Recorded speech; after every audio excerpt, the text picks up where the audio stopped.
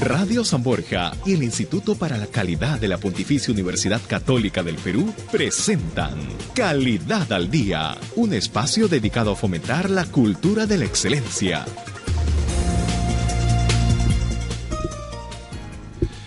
Hola, ¿qué tal? ¿Cómo están? Muy buenas tardes. Como siempre, bienvenidos y bienvenidas a esta cita de cada miércoles aquí en Radio San Borja en los 91.1. Es la cita que les propone el Instituto para la Calidad de la Pontificia Universidad Católica del Perú. Bienvenidos al programa. Gracias por acompañarnos, gracias por ser cada día, cada miércoles, parte de esta propuesta. Esta propuesta que lo único que pretende, que busca, que anhela es la posibilidad de tener un espacio de debate, de conversación, de los temas que están ligados, articulados, vinculados al mundo de la calidad. Un mundo que es fascinante, que tiene 1000 aristas, 1000 miradas, y de los temas de los cuales nos ocupamos siempre, hechos y pensados para enriquecer justamente el debate y ponerlos en la agenda pública para que sean compartidos con todos ustedes. Ese es el objetivo, así que a nombre del Instituto para la Calidad de la Pontificia Universidad Católica del Perú, bienvenidos y gracias por acompañarnos. Quiero darles rapidito, para no hacerles perder el tiempo a nuestros invitados y aprovecharlos al máximo, el menú informativo, el menú de los temas que vamos a tocar el día de hoy. Primero vamos a hablar de la calidad escolar. Cuando uno ve los resultados de la evaluación censal del año 2015, que han sido presentados hace muy poquito, miren, así a primera vista los resultados en segundo grado mejoran un poquito, 6 puntos en relación al 2014, pero por primera vez el año pasado se hizo una evaluación censal a los chicos de segundo de media. Y la situación es absolutamente dramática. Dramática, es decir, Saavedra cuando dice que la educación secundaria ha sido abandonada por décadas, porque si no, no se explicarían esos resultados tan complicados y tan difíciles. ¿Por qué les cuento esto? Porque nos va a acompañar la vicedecana de la Facultad de Educación de la Universidad Peruana Cayetano Heredia, de María Amelia Palacios, y el profesor Jacobo Miranda, subgerente de capacitación y proyectos de ediciones Corefo, porque están organizando justamente el 31 de marzo un congreso sobre la calidad educativa, la calidad en el Perú, la calidad de la educación en el Perú. Entonces hay que mirar con ellos si es un tema de certificación, es un tema de acreditación, es un tema de estándares, es mucho más que eso. En fin, con ellos vamos a conversar del tema de la educación, que es un tema apasionante, así que los invito a quedarse con nosotros. Luego hablaremos de la erosión de los suelos. La erosión de los suelos en el fondo es una pérdida de calidad del suelo. Y si perdemos la calidad de los suelos, sobre todo en el ámbito agrario, podemos en peligro muchas cosas, entre ellas la seguridad alimentaria del país, por decir una preocupación. Y lo cierto es que la erosión de los suelos es cada vez mayor. No es un secreto que Lima es una ciudad construida sobre el desierto. Es el hogar de 9 millones de personas, alberga edificios, casas, autopistas. Todo este valle, porque tampoco es exacto que sea un desierto. Esto era un valle y era un valle maravilloso, ¿no es cierto? ¿Qué ha pasado con su suelo? ¿Qué ha pasado con la calidad de este? Bueno, de eso vamos a hablar también en el programa. Y hacia el final hablaremos de la seguridad en redes sociales. No puede haber calidad en la comunicación si uno vive pensando que la posibilidad que alguien hackee, mire, se acerque, tome nuestras comunicaciones y las haga suyas con diversos motivos, sanos o no sanos, es inaceptable en términos de calidad. Las redes sociales y los softwares tienen que garantizar la calidad a los usuarios. ¿Cómo lo hacen? Bueno, de eso vamos a hablar también en el programa de hoy. A mí me encanta el menú, yo me quedaría un ratito en Radio San Borja en los 91.1, probaría un poquito, a ver qué tal, y me engancharía con el programa. Los espero después de la pausa aquí, en Calidad al Día.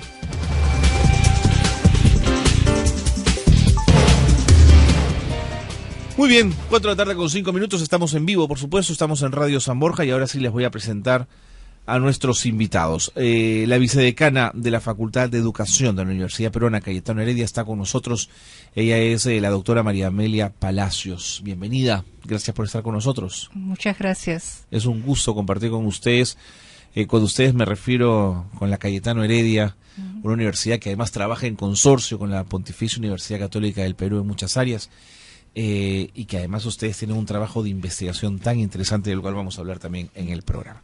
Y quiero saludar al profesor también Jacobo Miranda, su gerente de proyectos de ediciones Corefo, que también forma parte de este esfuerzo de este evento del 31 de marzo. Profesor, bienvenido. Gracias por estar con nosotros. Sí, a ustedes también por darnos esta oportunidad de poder compartir un trabajo que venimos realizando ya varios años con los docentes que trabajan con nuestros textos escolares, ¿no? Estupendo. Vicedecana, ¿cuál es el diagnóstico que hacen ustedes de la educación en líneas generales, porque probablemente el tema es muy grande y muy amplio, para pensar en un evento que hable de calidad? Bueno, para eso hay que partir de cómo entendemos la calidad. Ajá. ¿Qué esperamos cuando decimos que queremos una educación de calidad y con equidad en el Perú? Okay. El viceministro la semana pasada estuvo en un evento en el cual yo tuve oportunidad de participar, en el que dijo que los dos grandes objetivos y propósitos de la educación en el Perú era alcanzar calidad y equidad, y que en los dos todavía teníamos un enorme trabajo por hacer, ¿no? Entiendo. Ahora, la calidad es un concepto que no es unívoco, o sea, verdad. Hay muchísimas maneras de entenderlo. Yo diría que una de las maneras de describirlo es que calidad implica lograr los propósitos que tiene un sistema educativo, que en el caso del nuestro y de todo el mundo tiene que ver con los aprendizajes. Entiendo. Es decir, si un sistema educativo no logra que las personas de cualquier edad, ¿no? Porque no se trata solo de los niños. Es verdad. De los menores de edad, los adultos y en general los ciudadanos, logremos las competencias y las habilidades que son necesarias para vivir en sociedad, para ingresar al mundo del trabajo y ser un ciudadano útil que produce para la sociedad. Y además ser una persona que se relaciona bien con otras, claro. Es decir, las dimensiones fundamentales de lo que llamamos una formación integral de la persona, ese sistema no sirve. No, es decir, no está ofreciendo cumple la calidad en función a los propósitos que se ha trazado. Exactamente. Entiendo. No cumple sus propósitos. Claro. Una forma simple de decir es la calidad implica cumplir con los propósitos para los cuales la organización nació. Claro. ¿No? Ahora, por supuesto que los medios que utilizo para lograr el propósito también son importantes, seguro. ¿no? Es decir, se puede también, bueno, antes se decía que la letra con sangre entra, entonces probablemente, no probablemente, estoy completamente segura de que se aprendía algo, pero muy poco, ¿no? Entonces no entraba nada. Exactamente, claro. Uno memorizaba claro, alguna de las cosas, claro. Pero no en su sentido esencial, claro. Sino simplemente por una respuesta casi automática o por memorización, ¿no? Entonces, la calidad es entonces el logro de los propósitos, que en el caso de un sistema educativo es aprender lo que se necesita aprender, lo que es significativo aprender para la vida, ¿no? Porque también se pueden aprender cosas que no son significativas. Seguro. Entonces, los sistemas definen, para eso están los ministerios de educación, especialmente en la educación básica, definen lo que es fundamental aprender. Y la calidad tiene que ver con que el proceso que organizamos para que se logren esos propósitos y esos aprendizajes está organizado de tal manera que todos, porque ahí viene el tema de la equidad, no solo algunos, no solo el tercio superior o la mitad, como por ejemplo en la evaluación censal, ¿no es cierto? Estamos contentos de que hayamos logrado que 50% de los chicos de segundo grado comprendan lo que leen, pero nuestra meta es que todos comprendan lo que leen, y no solo en el segundo grado, también en el segundo año de educación secundaria, ¿no es cierto? En matemáticas contentos por los 4 puntos mejorados, pero no es nunca suficiente. Así es. Entonces, la meta es que todos aprendan, porque son aprendizajes fundamentales. Los adicionales, los más especializados, ya son de alguna manera también una responsabilidad de la propia persona, pero los estados tienen la obligación de brindarle los aprendizajes fundamentales a toda la población. ¿Con lo fundamental puedo batirme en la vida? Con lo fundamental tengo una base que es esencial para seguir aprendiendo. Si no tengo esa base, voy a tener dificultades para seguir aprendiendo. Y entre ellos están las habilidades de leer y calcular, y hacer leer, comprender, escribir y hacer cálculos, ¿no es cierto?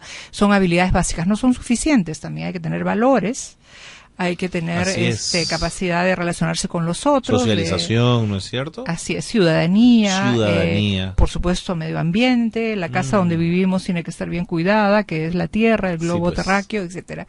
Entonces, esos aprendizajes fundamentales están definidos por los estados y las instituciones, sean de educación inicial, de media o de básica en general o de superior, tienen la responsabilidad de lograr que esos aprendizajes sean logrados en las personas y en lo posible en todas las personas, especialmente en la básica, ¿no? Entonces la calidad tiene que ver con eso, y hay una serie de factores que explican, porque la siguiente pregunta es si la calidad es lograr que se aprenda lo que se necesita aprender y que todos lo hagan en el momento oportuno. Además, tampoco es aprender a leer a los 60 años, no es lo deseable, digamos, no es lo que esperamos. Se ha perdido tanto en la vida sin saber leer hasta los 60, ¿no es cierto? Exactamente. Entonces, digamos, si eso es nuestra comprensión más simple, digamos, de calidad, porque hay definiciones más complejas, la segunda pregunta es, bueno, ¿y qué factores contribuyen a lograr esa calidad? Claro. ¿Qué es lo que hace que logre esa calidad? Bueno, las investigaciones, y esto creo que lo saben ahora, espero que la mayoría de los profesores en el país, es que el factor más importante, el que tiene más impacto sobre los aprendizajes, es el profesor. El maestro es fundamental, y en segundo lugar lo es el director o los equipos directivos de las instituciones. Pero hay una segunda discusión, ¿el profesor con qué herramientas? ¿Con la emoción, con el afecto, con el conocimiento, con qué? ¿No es cierto? Exactamente. Tiene que tener determinadas condiciones. Exactamente. Que es justamente lo que los que dirigen, los que lideran las instituciones, tienen que proporcionarle al maestro, ¿no? O sea que hay como dos responsabilidades distintas, pero igualmente importantes. Igualmente importantes. Vicedecana, me voy a tener que ir a la pausa en un instante, pero quiero aprovechar para dejar planteada la pregunta para el señor Jacobo Miranda, subgerente de capacitación y proyectos de Corefo, que nos acompaña aquí, de Ediciones Corefo, y es cómo se involucró en esto una casa editorial. La casa editorial, por lo general, siempre ha tendido a estar atendiendo los requerimientos y las necesidades de quienes hacen, ¿no es cierto?, y diseñan los cursos para luego aplicarlas en libros y ponerlas a disposición de los maestros. Pero verlos involucrados en un congreso, en un evento que habla de calidad, creo que habla muy bien de la editorial y creo que habla muy bien de este interés por saber hacia dónde ir con sus publicaciones. Así que, profesor Miranda, vámonos a la pausa y luego le pregunto nuevamente por qué están ustedes aquí. Vicedecana, muchas gracias por estar con nosotros, un gusto. Pausa, 4:14, y volvemos con más en Radio San Borja.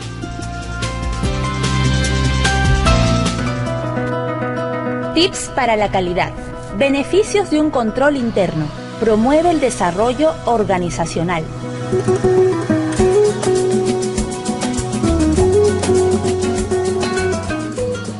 Ya volvemos con Calidad al Día. 91.1 FM, líder en peruanidad.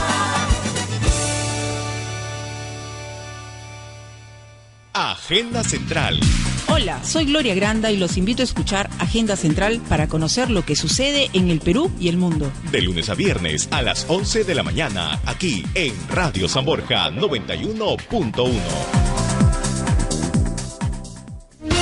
Hora 6 con Fernando Llamosas. De lunes a viernes a las 6 de la mañana por Radio San Borja, líder en peruanidad. Estás escuchando Radio San Borja, líder en peruanidad. Continuamos con Calidad al Día. Tips para la calidad. Desarrollo organizacional. Es mejor decir lo que se quiere y no lo que no se quiere.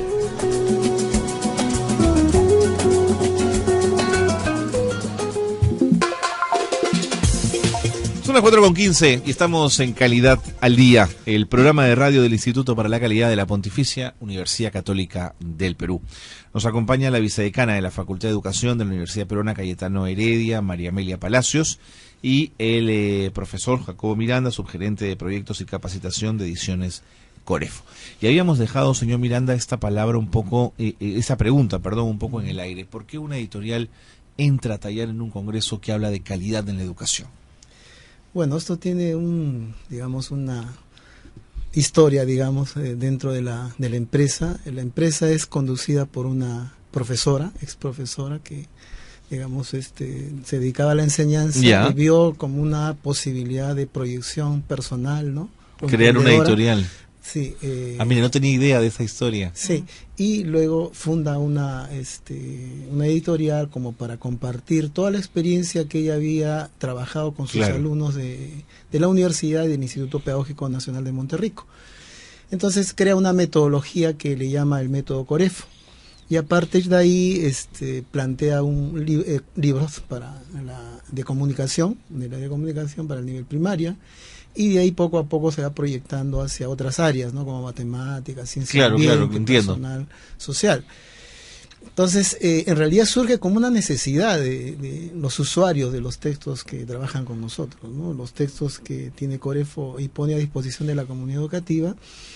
Y ellos manifestaban una necesidad de formación, capacitación, al ver que, el alcance de la preocupación del Ministerio de Educación, cubría las demandas de los colegios estatales, pero en poca proporción lo de los colegios privados, ¿no? Nosotros trabajamos con colegios que están ubicados en el sector un poquito del B, más el C y el D, ¿no? Que están ubicados en el cono norte, el cono sur, el cono este, Vía Salvador, Comas, Independencia, La Victoria, el Agustino, ¿no? Que han surgido, como una necesidad frente a la búsqueda de calidad en la enseñanza, ¿no? Que es lo que los padres de familia manifestaban.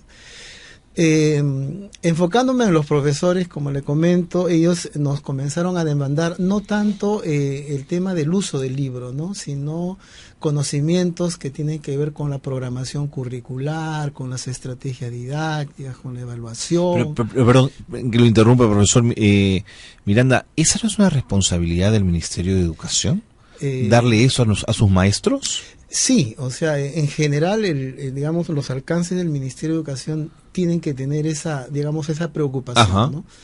Pero, hay razones, me imagino, presupuestales o de recursos también para llegar, a todos estos ámbitos que se dedican más al emprendimiento en el ámbito educativo, ¿no? Entiendo. Fue, desde esa perspectiva que nosotros fuimos creando áreas dentro de la empresa que se dedicaran a trabajar la capacitación con los profesores. Había una inquietud muy importante, ¿no? Para las capacitaciones, fundamentalmente para ver el tema de hacer mejor las clases o enseñar mejor. Por parte de los maestros, dice usted. Por parte de los maestros. Lo cual siempre es motivante y es cómo le sacan tiempo a sus horas para ir a estas cosas, ¿no? Al tema de capacitaciones. Y ahora está ligado a lo meritocrático, mientras más capacitados están, el ascenso en la escala se va a producir, pero antes no era así, ¿no es verdad? Así es. Son, recuerde que profesores de escuelas privadas. Así es. O sea, no están en la carrera pública magisterial. Tiene usted y por eso razón. es que el ministerio tampoco se ocupa de ellos. Sí. ¿No? Pero ojo que hay escuela privada de muy poca calidad, ¿eh? Sí, Así es, también. Eso es un problema, digamos. También se manifiesta una aspiración de ellos, como estoy en la escuela privada, pues, ajá, ¿no? Ajá. Por el momento, pero mi aspiración es ingresar a la carrera pública Así es. magisterial. Ahora Así es. quieren ingresar Sí, a la sí, carrera porque las pública. condiciones están mejores ahora. Iniciamos ¿Cuánto con, ganarán en esas escuelas? Alguna. Sí, Ganan menos. bueno, Ganan menos que en el sector público. en algunos niveles sí, es verdad eso. Pero nosotros empezamos con este proyecto de responsabilidad social que le llamamos en la empresa y comenzamos a trabajar primero las capacitaciones de verano, que Ya. le denominamos, que eran 5 días de trabajo con ellos y convocábamos a profesoras de inicial, primaria, secundaria, los tutores, ¿no? De los colegios y los directores, que eran los que toman decisiones en estos colegios, ¿no? ¿Iban masivamente? Sí, tenemos un promedio de asistencia de 1000 profesores No le puedo a creer. estas reuniones. Luego nos proyectamos a hacer capacitaciones anuales, o sea, continuar no solamente en verano, sino también a nivel de todo el año. y también funcionó, y la asistencia más o menos es un promedio de 1.200 profesores que van permanentemente a capacitarse. Fuimos identificando nuevas exigencias, nuevas demandas en ellos, ¿no? Porque muchos de ellos no podían por un tema de tiempo, a veces por actividades laborales del colegio. En los colegios hay actividades en las tardes, mucho en los colegios privados, y proyectamos hacer diplomados también. Hemos hecho diplomados con ellos. Qué interesante. En convenio ya comenzamos a hacer alianzas con instituciones especializadas, ¿no? Y es en este tránsito que encuentran que el tema de la calidad comienza a ser importante ser abordado. Por supuesto, por supuesto. Comenzamos a hacer, como le digo, alianzas con el Pedagógico de Monterrico, que tenemos para hacer los diplomados, y luego nos surgió la idea de hacer un congreso nacional, ¿no? Y abordar el tema de calidad, que es un tema, digamos, trascendente para la educación, y pensamos en convocar a representantes de diferentes estamentos de la comunidad educativa, ¿no? Permítame la pregunta. ¿Hay determinados hitos en la historia en general de determinadas profesiones o especialidades que hablan de congresos? En el congreso tal se dijo tal cosa, y a partir de lo que ahí se dijo una transformación, digamos. Hay muchos congresos también muy opacos, muy grises, donde lo único que hay es una presencia mayoritaria y gente recibe, digamos, lo que tiene el congreso, y luego se diluye y no quedó en nada. La aspiración de este congreso, vicedecana, ¿cuál es? No, ahí debería preguntarle a Corefo, porque Corefo es quien organiza, digamos, y nos ha invitado a formar parte de este esfuerzo, ¿no? Que es su primer congreso. Ya. Digamos, un congreso debería llegar a conclusiones con sus miembros. Así es, ¿no es cierto? Y a sacar documentos de pronto, ¿no? Exactamente, a sacar algunas conclusiones. Nosotros estamos en una de las mesas, del Congreso, que va a tratar justamente el tema de la calidad desde distintos ángulos. Ya. ¿No? Pero creo que esa pregunta debe responderla mejor Profesor Miranda, entonces, para usted. Sí. En realidad, el tema del Congreso lo hemos pensado no solamente desarrollarlo acá en Lima, ¿no? Vamos a continuar con un siguiente Congreso que va a ser en la ciudad de Chiclayo.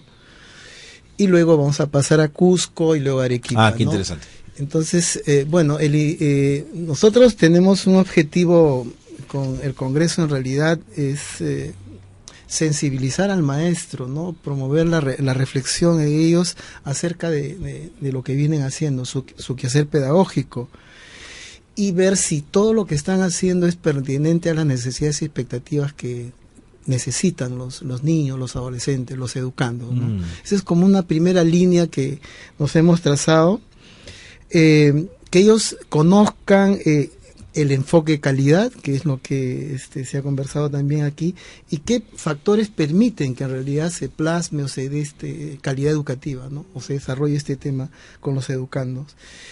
Y luego pensamos que el hacer este esfuerzo, digamos, con la participación de varios especialistas que hemos visto que nos van a ayudar mucho, es que también con este trabajo los profesores tengan las herramientas para que los estudiantes logren construir su proyecto de vida, ¿no? No, seguro.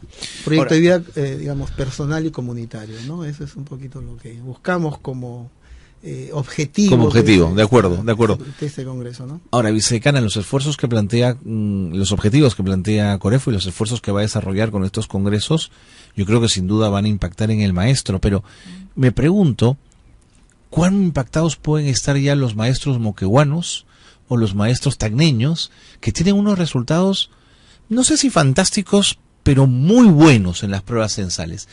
¿Por qué esos maestros son diferentes a los otros? ¿Qué está pasando allí para que allí hablemos de calidad y en el resto del país no, vicedecana?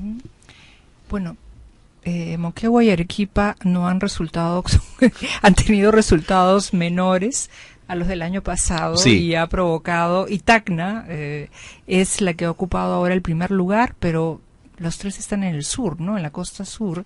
Primera, digamos, línea a construir, ¿ya? Se han hecho algunos estudios, porque la pregunta que usted ha planteado es súper pertinente y todos queremos conocer la respuesta. ¿Por qué sí en Moquegua? ¿Por qué sí en Así Arequipa y en Tacna? Y todavía no hay una respuesta muy clara. Digamos, si fueran los gobiernos regionales los que hubieran puesto recursos, no solo financieros, sino también técnicos y apoyo a los profesores, fundamentalmente para poder mejorar los resultados, esto debería continuar, aunque ha habido un cambio de gobierno y muchas de las discusiones que están ocurriendo ahora en Arequipa y en Moquegua le echan la culpa, por ejemplo, al hecho en Moquegua de que no esté ya el señor Vizcarra, que apoyó tanto y apostó tanto por la educación.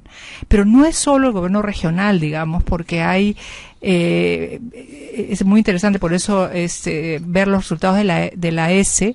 Ayacucho, que como todos sabemos ha tenido problemas graves con su gobierno regional, el gobernador anterior o presidente regional está prófugo, seguro, sí. Bueno, etcétera, y han tenido cambios constantes, sin embargo han tenido un progreso significativo. Aparentemente hay dos hipótesis: es el esfuerzo de los profesores más allá del gobierno regional, o también el hecho de que no haya un gobierno regional que digamos empiece a dar tantas directivas o tantas intervenciones. Ha dejado cierta autonomía incluso a la SUGEL. Increíble, ¿no? Que es así. Eso es otra hipótesis, que ha dejado una cierta autonomía a la SUGEL, y las SUGEL han hecho sus esfuerzos propios porque quieren en realidad el progreso de sus estudiantes. Entonces, Moquegua tiene la mayor PBI o la inversión por personas, ¿no? Sí. Por ciudadanos de todas las regiones. Hay razones económicas, es una región pequeña también, ¿no? De mucha clase media también. Exactamente. Tacna podría ser algo semejante. Arequipa es más grande, tiene muchos migrantes. Arequipa es más compleja, diría yo, ¿no? Pero entonces no se tiene una respuesta unívoca en relación a cuáles podrían ser los factores. Incluso hay también hipótesis que podríamos llamar negativas, es decir, que son instituciones que los que han hecho, o gobiernos regionales o autoridades que todo el año se han preocupado exclusivamente por preparar para la prueba, y que cuando se está preparando solo para la prueba se traen estos resultados, lo cual sí sería un resultado no deseable. Seguro. ¿No? Porque no expresa la realidad, digamos, ¿no? Exactamente, ¿no? Entiendo. Entonces... pero en tal caso, Vicegana, perdona que le interrumpe porque ya el tiempo me gana, pero en uno o en otro sentido, que los profesores acudan a estos espacios es sumamente importante. Por supuesto que sí. Muestra primero lo que Jacobo y usted mismo han enfatizado, el interés del maestro por aprender, ¿no? Es una búsqueda, en este caso, es una búsqueda de los profesores de escuelas privadas que no tienen acceso a las capacitaciones del Estado y que encuentran en Corefo una oportunidad de desarrollar sus capacidades, porque además no pagan por ese servicio, es un servicio gratuito, y como estamos diciendo, los profesores de algunas de esas escuelas privadas tienen sueldos bajos, entonces es una oportunidad que no tendrían de no ser porque Corefo se las ofrece, porque tendrían que pagar por otros servicios, como lo hacen otras escuelas privadas, que efectivamente sus promotores sí se preocupan de financiar la capacitación de sus profesores. Ese no es el caso. Este no es el caso. No es el profesor que asisten aquí. Entonces, hay una gran ansia de conocer, y por eso es impresionante. Se hace en el Colegio Médico, que es un auditorio grande. Grandísimo. Y realmente está repleto. Yo he estado ya en otra ocasión allí dando una conferencia y realmente está repleto de profesores ansiosos de aprender. Me tengo que ir. Me encantaría quedarme conversando con ustedes. Profesor Miranda, en 30 segundos, invite por favor al Congreso el 31 de marzo. Sí, bien. Invitamos a todos los profesores, a la comunidad educativa a participar en este Congreso Nacional sobre Calidad para Todos, y los esperamos en el Colegio Médico, que ya las inscripciones están abiertas. Ya están abiertas. Sí. Pues mucha suerte y muchas gracias, no por haber venido, sino por el esfuerzo enorme que están haciendo por trabajar el tema de calidad educativa. Muchísimas gracias, de verdad. Gracias a ambos. Pausa, 4:30. Venimos con más aquí en Calidad al Día.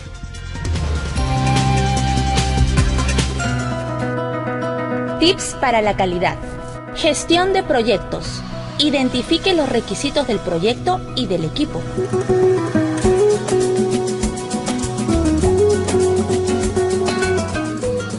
Ya volvemos con Calidad al Día. Radio San Borja es noticias, deporte, cultura, entretenimiento, música, consejos, peruanidad. Escúchanos en los 91.1 FM y en nuestra página web www.radiosanborja.com. Radio San Borja, líder en peruanidad.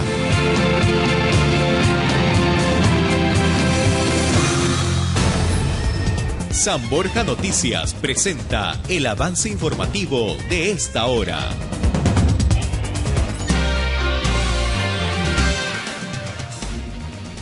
Buenas tardes, bienvenidos a la información. El ex candidato presidencial por el Partido Nacionalista, Daniel Urresti, renunció formalmente a la agrupación política liderada por Navin Heredia. Después de los comicios veremos qué hacemos. Crear un movimiento político es una de las opciones, indicó. El analista y experto en temas electorales Martín de Acevedo dijo que las exclusiones de los candidatos presidenciales se generan por el aumento de normas en el sistema jurídico electoral, convirtiéndolo en inconsistente. En principio decir que todo esto se ha generado porque tenemos un sistema jurídico electoral de una serie de normas que cada elección se van incrementando más. Hasta las elecciones municipales del 2014 eran aproximadamente 38 normas de diferente rango y naturaleza. Ahorita son 43 y la última es justamente la que está causando más prejuicios. Pero el tema de normativo de la exclusión es un procedimiento que ya está estaba en la ley orgánica de elecciones y que solamente estaba atribuida como causal a cuando se miente en la hoja de vida y estaba establecido un pequeño procedimiento que decía que eso puede imputarse a un candidato hasta 10 días antes del proceso electoral. Continuamos con más información en los 91.1 de Radio San Borja. En deportes, el remero peruano Renzo León clasificó este miércoles a los Juegos Olímpicos de Río 2016 tras pasar a la final del Continental que se viene realizando en la ciudad de Valparaíso, en Chile. Con más información regresamos en unos minutos.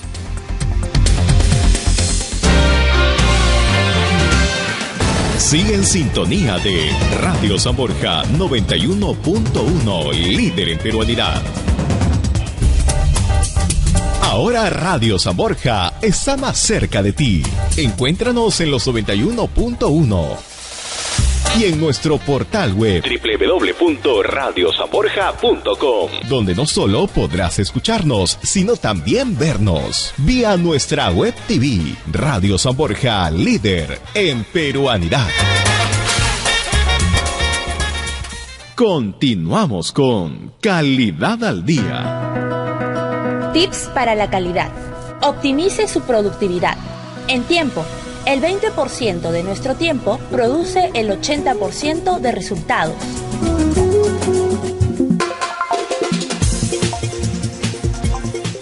Son las 4:34 de la tarde.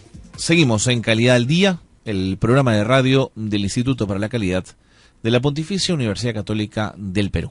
Si usted quiere participar de este programa, puede llamarnos al 225-3344. Recibimos sus llamadas y sus comentarios, por supuesto.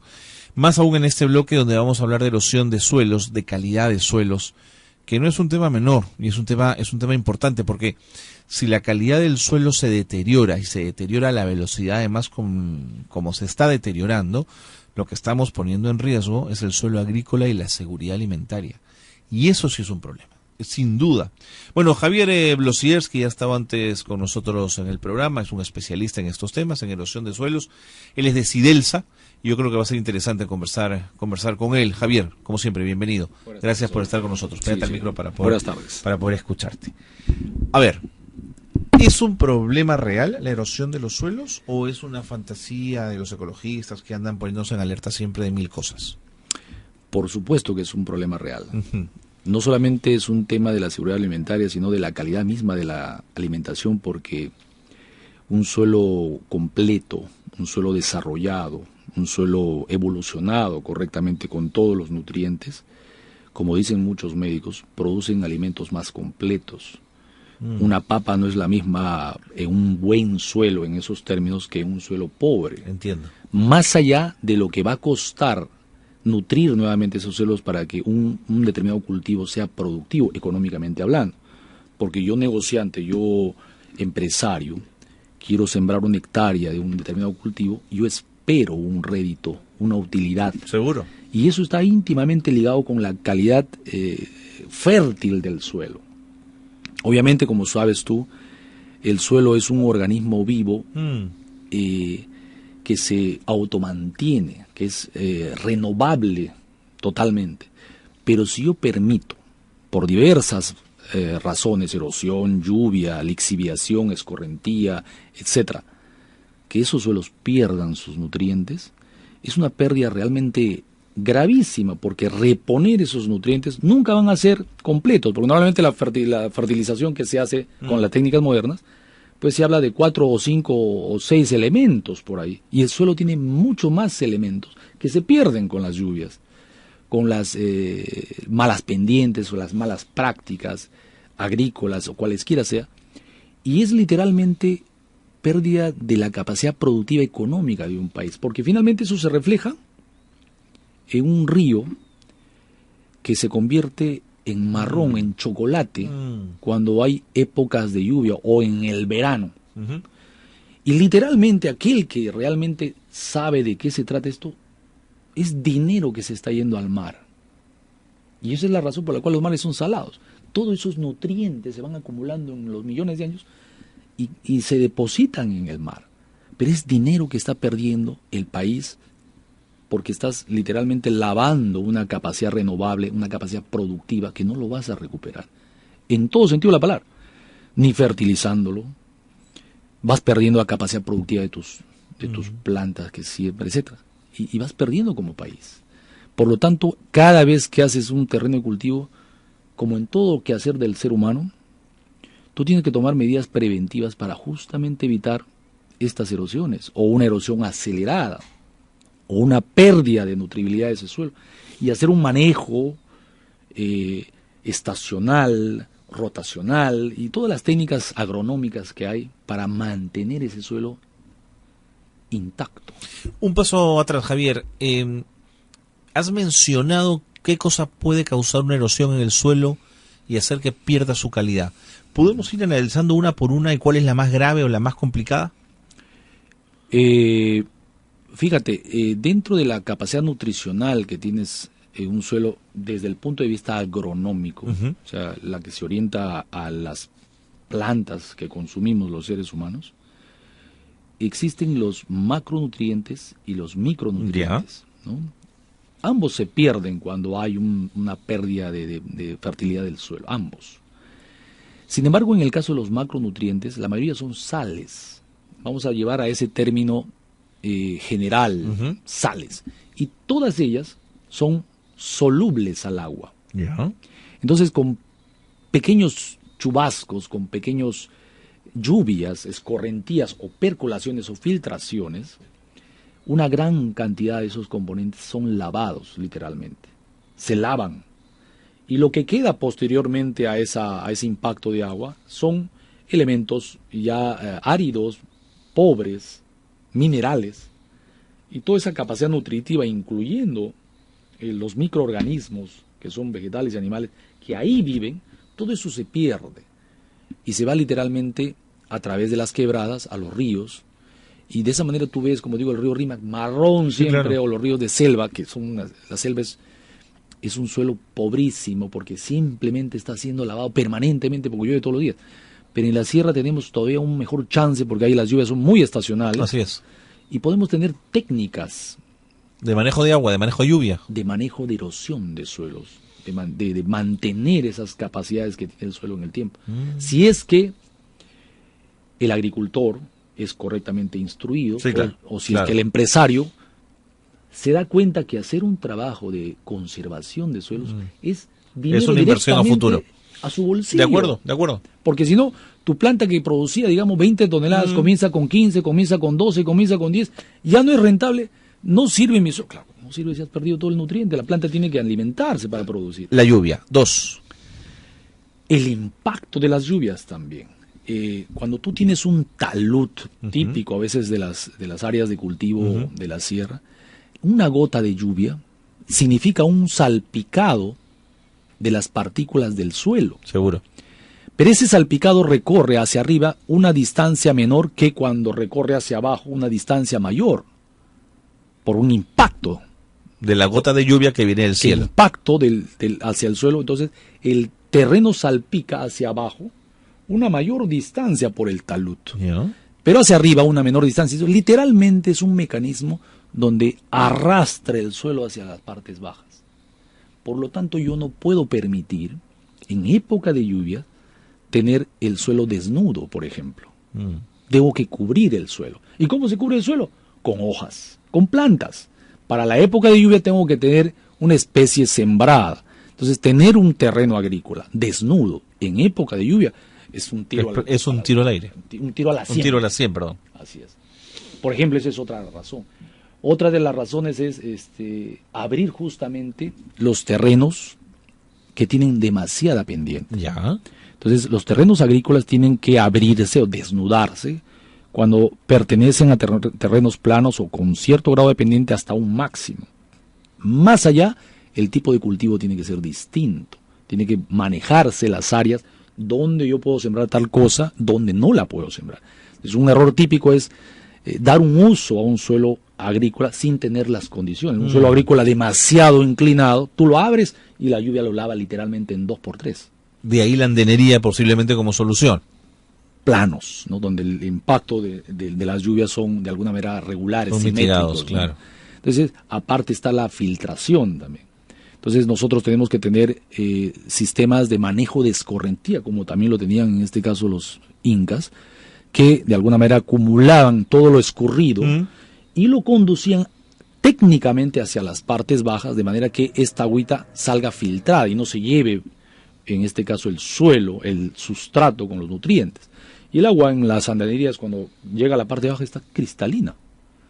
Obviamente se lleva algunos filtrados, algunos diluidos, pero no en la proporción que se lleva pues un charco marrón, que más allá de ser un charco marrón, estás literalmente perdiendo los nutrientes de tu inversión, de tu terreno, de tu inversión, el terreno agrícola, del Perú, porque finalmente somos una sumatoria de intereses particulares que nos hacen la patria en este caso. Literalmente estamos perdiendo ahí. Entonces, ¿habría que volver a técnicas tradicionales de cuidado de suelo? ¿O es que también hay una sobreexplotación de la tierra que está llevando a que estas sales minerales de la tierra se vayan perdiendo, Javier? Mira, de regresar a técnicas tradicionales no está mal en la medida que el análisis actual te indique que esa o tal o cual técnica sea la más eficiente en este punto. Seguro. No traerla por traerla, por supuesto. Hay técnicas que son excelentes, Así dependiendo es. un poco de la condición, Así pero hay es. otras modernas también que también son excelentes. En todo caso, el especialista determinará dentro de la variedad de técnicas cuál es la más apropiada para el sitio. No hay una solución única para todos los sitios, ¿no? O sea, hay diferentes mejores soluciones, depende de las condiciones de cada sitio. Hay diferentes suelos, por lo tanto hay diferentes soluciones, ¿no? Eso es por un lado. Y el otro tema es que el mal uso que se da también es una realidad. Y todo eso involucra conocimiento, ¿no? Entonces nuestros agricultores antiguos, pues de alguna manera tenían un conocimiento perfecto de la época de lluvias. Seguro. Entonces, eso se ha perdido un poco ahora. La agricultura, en este caso, sobre todo en los pequeños agricultores, se hace casi instintivo. Hay poca información. No solamente del tema comercial, técnico. Sin embargo, los grandes productores, en este caso de frutas y esas cosas, tienen un poco más de cuidado en eso. Sin embargo, sus terrenos son más de tipo intensivo que tema de hortalizas. Yo creo que esto de capacitar al productor, al pequeño productor, debe ser un tema de todos los días. De todos los días. Porque no solamente son épocas que son personas que están y que mañana están otros y que pasado mañana están otros. Por lo tanto, la instrucción tiene que ser permanente. Seguro. Ahora, es también complicado al pequeño agricultor, esto ya entrando a la problemática de la propiedad de la tierra, que tienen pequeñas parcelas, entonces pedirles que descansen algunos metros o algunas zonas de su terreno puede ser complicado. Sin embargo, no solamente es un tema de alternancia de cultivos, o sea, descanso, sino también, por ejemplo, podríamos influir en transformar la estructura del suelo. Por ejemplo, Si yo mezclo en mi suelo un poco de materia orgánica, cualesquiera sea, de preferencia un musgo de Junín, etcétera, le doy una capacidad de retención de humedad al suelo que es como una esponja mayor. Claro, de y acuerdo. eso son técnicas de protección que le doy. Y eso se puede aplicar sin necesidad de llegar a una cosa tan dramática como decir, esta temporada no siempre. Ok, Javier, me tengo que ir, me quedan 30 segundos, pero quiero hablarte de la erosión de suelos de la Costa Verde, que me acaba de venir a la cabeza el tema. ¿Qué está pasando allí con los suelos? Bueno, la erosión de las costas continentales es una constante en todo el mundo, y por lo tanto cuando tú haces una obra que esté rozando un canto marino, tienes que tener obviamente técnicas de protección secundaria. Más allá de la obra en sí misma, tienes que tener protecciones adicionales que se tienen que hacer. Si no las haces oportunamente, el mar te va a decir que algo has hecho mal. De eso tenemos ejemplos en el caso de la playa La Herradura, por ejemplo. Ahí eso es muy claro. O sea, hay una intención de hacer las cosas, pero se hacen sin prevención y el mar se encarga de decir cómo son las cosas. Y eso es lo que está ocurriendo actualmente. Más allá de que haya un riesgo de la vereda que se ha construido, que yo realmente no lo veo riesgo a nivel de la vereda, pero sí veo un riesgo a nivel del tercer carril. Entiendo. Porque que lo vaya erosionando. Y le va a dejar en el aire y simplemente eso va a fisurarse y se va a caer.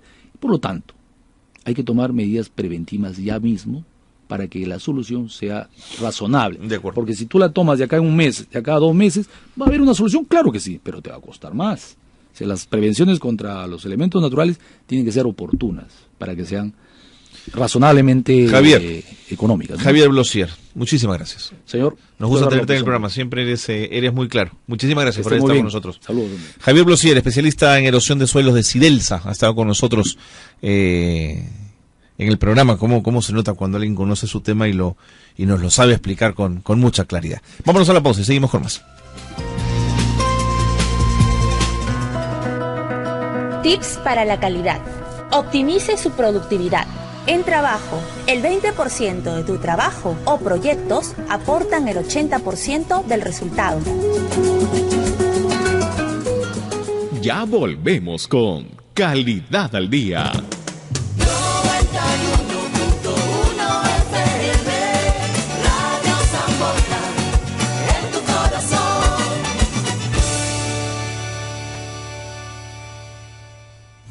Hola, soy Luis Alberto Vázquez, conductor del programa Educando. Si a su hijo no le gusta estudiar, se distrae, no comprende y usted tiene que ayudarle para que estudie y haga sus tareas. Escuche Educando, de martes a viernes a las 6 de la tarde por Radio San Borja 91.1, líder en peruanidad. Orgulloso estoy. Mientras todos están durmiendo, ellos están vigilando. La hora del vigilante. Haremos de sus madrugadas algo totalmente diferente. Música, entrevistas y la mejor compañía para que estés alerta, 100% operativo. La hora del vigilante. Todos los viernes desde las 4 de la mañana por San Borja 91.1, líder en peruanidad. Estás escuchando Radio San Borja, líder en peruanidad. Continuamos con Calidad al Día. Tips para la calidad. Desarrollo organizacional. El llamado de atención es personal.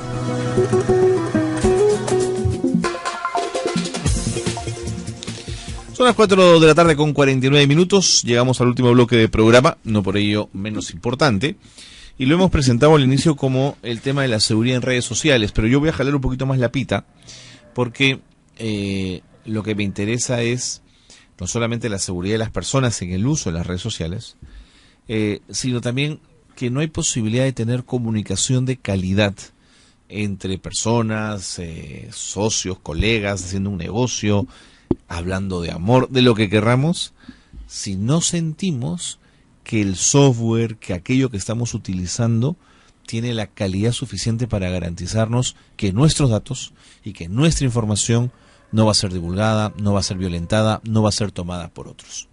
La mayoría de software toman sus precauciones, tenemos claves, tenemos candados, pero a veces las cosas fallan. Así que Augusto Ayesta, especialista en el tema de redes sociales y en el tema de software, nos va a ayudar a entender muchísimo esto. ¿Cómo estás, Augusto? Bienvenido. Gracias por estar con nosotros. Hola, Carlos. Muchas gracias. Gracias por la invitación. A ver, ¿cómo puedo yo pensar que Facebook es una red social de calidad, digamos, quiero usar ese término, si siento que puede mi información tomarla, regalarla, repartirla? ¿Cómo hago con eso? Claro, de hecho, mira, hay que tener muchas consideraciones, ¿no? Primero, entendamos que Facebook es un espacio, y las redes, y Twitter, y todas las redes sociales que usamos, o las plataformas digitales, son espacios privados. Finalmente, son servicios que nosotros aceptamos términos y condiciones para el momento en que los estamos usando, para comunicarnos.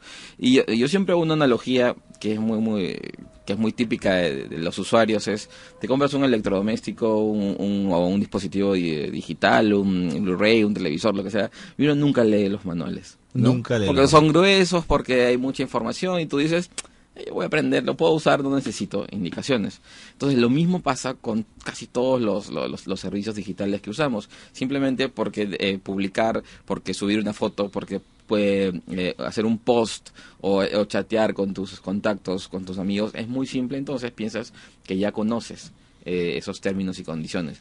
Pero si uno lee bien, o sea, si uno ve todo lo que ese que se acepto, ¿no?, que es larguísimo y generalmente no lo leemos, que a veces se puede imprimir o mandar al correo, pero no lo hacemos, entonces simplemente estamos como entrando a ciegas, ¿no?, a un espacio que no es ni bueno ni malo, es totalmente neutral, y que es una herramienta que puede ser usada para bien o puede ser usada para mal. Entonces, yo creo que para hablar de espacios seguros en redes sociales, o no solamente pensemos en el software, sino pensemos también que también hay una economía, hay un intercambio ahí que es no necesariamente dinerario, ¿no? Facebook nos da toda esta hermosa plataforma digital, pero necesita algo a cambio. Y nosotros lo que le damos son los datos para que las empresas que anuncian, ¿no?, ahí pues hagan su publicidad y puedan segmentar y pueda haber un mercado, un intercambio. Entonces, qué malo el día en que entré a la página web de una línea de aviación y puse viaje, no sé, a Nueva York, y desde entonces no me suelta la línea aérea y me manda información de los viajes. Claro, es la segmentación de la que te refieres. Claro, o es como cuando entras a Amazon o cualquier e-commerce y de repente viste una tablet que te gustó, pero la viste y revisaste, y de pronto pues ahí en Facebook comienzan a salirte tablets y hasta que no la compras no para. Pero así es. Entonces, ¿qué recomiendo yo a cualquier persona?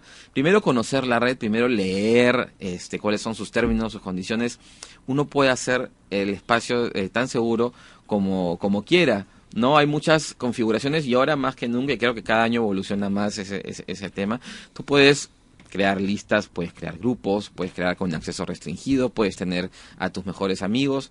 Es más, hay mucha gente que está en Facebook, por ejemplo, y que no postea nada, no tiene ni foto, nada, pero tiene un grupo. Y en su grupo secreto está con su familia o el grupo de trabajo. O sea, es muy fácil crear estos espacios seguros, ¿no? Y también tener el sentido común de, por ejemplo, si vas ahora en Semana Santa, ¿no? Me voy a Máncora, me voy a Ica, me voy a cualquier lado, no estar anunciándolo, ¿no? Hay gente que pero Augusto, eso tiene trampa, te voy a explicar por qué. Porque en mi casa se ha prohibido terminantemente subir fotos de los chicos, por un tema de seguridad. Pero claro, como todo el mundo se toma fotos en todo momento y las 24 horas, cuando van al parque, cuando están en la movilidad, cuando están en el colegio, los amigos suben las fotos con nombre propio de todos los que aparecen en la foto. Entonces, mis intentos de seguridad, de ser cauteloso, es rápidamente desnudado por todos estos agentes. Desbaratado, eso es cierto. Y cuando hablamos de digital, y eso se aplica en el campo incluso de la reputación de la marca o de las empresas, hay muchos terceros que generan contenido sobre nosotros, ¿no? Entonces ese control es, podríamos, si queremos ser fatalistas, es un poco imposible, ¿no? Porque siempre hay personas, usuarios que van a generar contenido tuyo. Así es. ¿No? Pero también hay que estar atentos, porque si son por ejemplo, si es con nombre propio y te etiquetan en Facebook, te puede llegar una etiqueta, ¿no? De la persona que pusieron en la foto, y uno va a ver si aprueba o no aprueba, o si por último le dices, oye, sabes que no quiero que pongas esa foto. Te comunicas con la persona. Pero hay cierto contenido que va a ser inevitable que sea publicado, pero al menos tenemos ese tipo de herramientas que nos permiten cierto control. O sea que Facebook puede hacer con mis datos lo que quiera. Pues lo que Facebook dice en el contrato que puede hacer y que estamos aceptando, ¿no? Y así por cualquier... No aceptar significa no estar en Facebook. y quien hoy no está en Facebook puede estar fuera del juego, claro, digamos. Conozco personas que no están también en Facebook y que tienen una vida, pues, no, hay vida fuera yo de... también tengo una amiga en España que ha decidido guardar la televisión en el armario. De hecho, hasta que no se porte bien, pero se pierde lo bueno que también puede tener la televisión, ¿no? Claro, eso, o sea, no hay que satanizar. Claro, cuando por se supuesto. inventó la imprenta dijeron que era el diablo, ¿no? Pero hay otros espacios, ¿no? Hay otras redes, hay otros servicios que pueden servir para eso, ¿no? Pero como te digo, mucho sentido común y también proteger tu información y conocimiento. Vamos con eso. Para darle calidad a mi uso de estas redes sociales. 1, contraseñas seguras. Por supuesto. El 1, 2, 3, 4 es lo peor, ¿no es cierto? No, y hay listas, superhéroes, nombres de países, ¿no? O sea, de hecho se publica cada año estas compañías de antivirus, ¿no? Y de software de protección, publican cuáles son las contraseñas más vulnerables, ¿no? Y muchos los usan, entonces... Además debe haber robots de búsqueda con esas, ¿no es cierto? Con esas... Claro, y van haciendo... Y van probando, claro. Hasta que entran. Hay muchos formas de hacer un espacio que requiere de contraseña seguro. Primero, en tu contraseña, pues, más de 4 caracteres, ¿no? Más del 1, 2, 3, 4. Intercalar mayúsculas y minúsculas, que las contraseñas diferencian eso. Letras, agregarles símbolos alfanuméricos. Mira. ¿No? O sea, una arroba, un michi, ¿no? Algo. Y eso hace, pues, que sea mucho más difícil. Otra cosa, Google, Facebook, hay otras redes y otros espacios, tienen sistema de autentificación en 2 pasos. O hasta más de repente. ¿Qué pasa? Entras, te pueden robar la contraseña, pero te entran y hay un generador de códigos, como un token, como el del banco. Y además del generador de códigos, te puede llegar a mandar un mensaje de texto. Claro, para Te cuento lo que me pasó hace un par de semanas. Yo estaba de viaje, estaba en el extranjero, y mis cuentas de Google y Facebook estaban demasiado seguras, y yo no había llevado roaming, pues porque estaba muy caro el roaming. Entonces entro bien campante con mi contraseña y me mandan el mensaje de texto. Y no pude entrar porque no tenía el servicio de roaming, ¿no? Pues. Pero bueno, funcionó. Al final, funcionó. Al final tuve unos códigos de backup ahí que sirven y es para eso, ¿no? Solicitudes de amistad de desconocidos. Eso es fundamental. O sea, si alguien no te conoce, si no conoces a alguien, al menos puedes ver su red, ¿no? A quiénes tienes en común o de dónde es, qué información tiene, ¿no? Pero básicamente es qué tan pública desees hacer tu red. Si eres un personaje público, ¿no? Bueno, entonces te recomiendo utilizar otras plataformas tipo Twitter, o tener una página, o lo que le llaman el fanpage, ¿no? Pero tú puedes aceptar desconocidos si eres una empresa y te interesa tener mucho tráfico, digamos. Claro, en todo caso, no sería aceptar, sería gente que le dé like. Pero también, es más, en mismo Facebook te da en privacidad la opción para que te inviten solamente amigos de amigos. De acuerdo. ¿Qué hay con esto de utilizar el HTTPS y no HTTP? Es mucho mejor utilizar con cualquier tipo de espacio donde tengamos que dar algún dato, hacer alguna transacción, ¿no? El S es de seguridad. De seguridad. Entonces, es preferible siempre ver, ¿no? A veces, no entiendo, hasta ahora siguen llegando correos, pues, a la gente de los bancos, por ejemplo, ¿no? Su cuenta ha sido, tiene que verificar y te dice, ingrese su usuario, su contraseña, su tarjeta y todo, y tú ves si es un servidor, pues, en Rusia o en un país del Asia extraño. Entonces, siempre verificar que sea la ruta de la empresa en donde estamos y que salga un candadito y que esté en verde, dependiendo del navegador, y que diga HTTPS, ¿no? De acuerdo. 30 segundos para terminar. El uso de las tarjetas de crédito en las páginas web.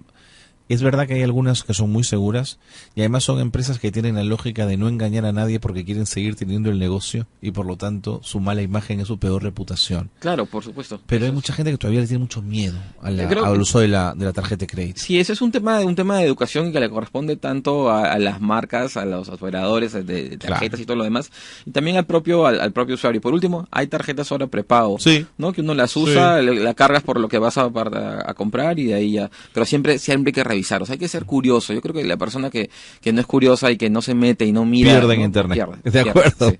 Augusto, muchísimas gracias por haber estado con nosotros. Gracias, Carlos. Augusto Ayesta, especialista en redes sociales, ha estado con nosotros conversando de estos temas. Quiero contarles antes de irme que hay una diplomatura en el Instituto para la Calidad que se llama Calidad Educativa, Gestión y Acreditación en Entidades Educativas. Justo lo que hemos hablado hoy día. El 23 de abril comienza. Hay un curso de gestión de la calidad en el sector construcción. Va el 10 de mayo. Y hay una diplomatura en gestión de la calidad en laboratorios el 2 de abril. Y tengo uno más, un curso taller internacional mejora continua aplicando el ciclo PDCA. el 21 de abril, este curso en 2 de mayo 935 en San Isidro. El resto en el instituto, en el campus de la Universidad Católica. 5 en punto, nos vamos. Buenas tardes a todos.